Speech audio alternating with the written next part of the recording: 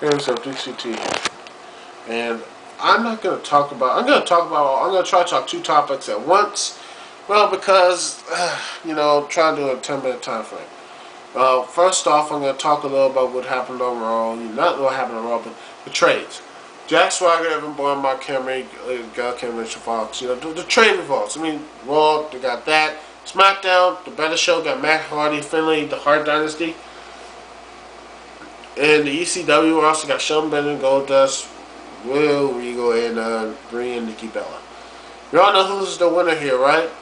SmackDown is the winner. The man in the middle of the road is Raw, and ECW wants to. You know what? ECW, you know what? Because I think they take care of their talent a little bit more. I think ECW can make do with their. I know what they do with their talent, what they have, so I put ECW down second. And Raw is third because they don't know what the fuck they're doing with their talent. Hell, you saw what they did to MVP. They saw what they did to most of their talented young guys. If your name's not Randy Orton or your name's not John Cena, they get de-pushed. They get shuffled into a group and called or lackeys or not lackeys or what have you, or just completely fade away to obscurity. I mean, let's be honest here. The last time people saw Carlito and Primo before this whole Chris Jericho, Edge fiasco, them getting the belts, which could be good or bad. They were literally fighting against D. Brian Kendrick with versus him and Hornswoggle. I think that's the last Raw I saw. They were fighting Hornswoggle, Goldust was fighting D. Brian Kendrick, which I don't know what the hell happened to, versus Festus, and I don't know. And they were the number 2 team on Raw, because, like I said, I'm just surprised they actually got some focus and some development. I really, because, let's be honest here, people. Those guys, and most of the young guys on Raw have been completely forgotten about. No one cares about MVP.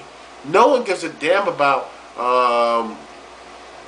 Kofi Kingston winning his title. It was good, but he's been off television and off Raw for a good while. No one gives a damn about most of those guys. No one does. I mean, everything has been focused on. It's been just focused on Randy Orton getting metaphorically bitch slapped by Triple H, or mentally borderline getting his ass handed to by Triple H or Batista. That's the only 2 guys they've been feuding with. That's what Randy Orton's been doing. Looking like a bitch of a champion, doing the entire. Yeah, I mean, God forbid Triple H is the only guy who's a heel guy who looks actually competent. These guys aren't competent. They're not competent. Randy Orton's not competent. Legacy looks like a bunch of idiots who can't even tie their shoes again, much less walk or do anything else. And I know they're trying to build up Ted DiBiase because to a face, or maybe they're challenging Orton down the road because his whole movie, The Marine 2, which is going to come on DVD or Blu-ray, what have you. But I really think this whole thing needs to be kiboshed, Raw needs to be gutted from the inside out, start fresh, and get some new young talent. And actually, they have new young talent, but they have to know how to organize their talent. I mean, ECW may be the lower rank of the totem pole, but at least they know how to organize their talent. Same as SmackDown. They're the low rank of the totem pole, yet they know how to manage their talent. Raw doesn't know how the fuck they're doing with their talent. I don't know if it's the bookers, writers, or what have you. Is it Vince McMahon or not? Someone needs to be held accountable of the massive fuck up that Raw has been for the past 3 or 4 months. Hell, the last good Raw's been around is because of SmackDown and ECW. And that's the truth. And don't even tell me that that's not the truth, man. And that's all I got to say about that matter. Next matter's coming up. Yeah. My second topic is that you must have heard. If not, I'm going to give you the WWE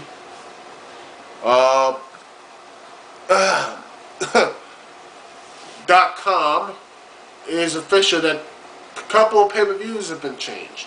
Not been taken out. I mean, September's pay-per-view, a couple of months, will be called Breaking Point, instead of Unforgiven.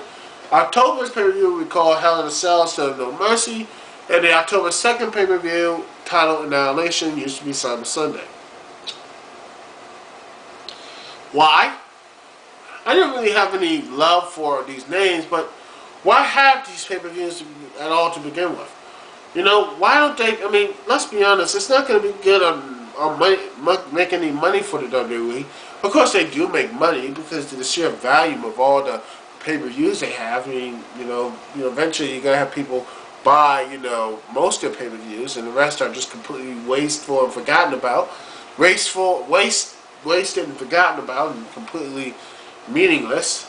I mean, that's what most of most of the matches on some pay-per-views, and even championship matches, have even been very good matches completely forgotten about because of damn pay-per-views like, 14, 15 a year. Personally, I would have cut off Cyber Annihilation, what have you, get rid of a lot of pay-per-views. All my old videos, which y'all look at, I say cut down the pay-per-view length to 8 pay-per-views a year. And lower the price down. Damn, because no one's going to buy these things. And let me tell you, the product is, Raw's product is dragging down these pay-per-views. It's not SmackDown's product or ECW's product. It's Raw's. When SmackDown main events, it's good. It wipes out the stuff. SmackDown's main event saves these pay-per-views. And Raw's main events completely, utterly fail and just take every Raw match takes the life out of the entire. They take the life out of it. And it's been this way for so long. And that's the problem, is that people like myself and people who watch the shows feel like Raw's bad influences are taking over these pay-per-views and not remember from the great matches from SmackDown, most notably from Rey Mysterio and Chris Jericho's great matches, and having people remember, say, the John Cena versus Big Show submission match, or John Cena versus that Miz squash match, or Randy Orton versus Batista in that squash match, for the WWE title. People remember these things more than the good or actually great stuff from SmackDown, from ECW, and it pisses me off. This is why I wished I liked the brand extension, when it actually was the brand extension. When they actually had separate different pay-per-views, we had only SmackDown talent or Raw talent. I stayed away from the Raw side for pretty much paid all the SmackDown pay-per-views, and I was happy. But now I just had to, and now, I wish they'd go back to that for and have SmackDown pay-per-views and just have just SmackDown shows and just random pay-per-views, and people would actually be a lot more happier than having an entire damn Raw product that just frustrates you and just makes you upset and wish that you don't want to buy any more purchases. You don't want to purchase any pay-per-views again. But that's just my opinion, and that's all I have to say. It's Deuce CT here. Peace and love. Check out the blog Deuce CT Lounge at blogspot.com. Peace and love. Later.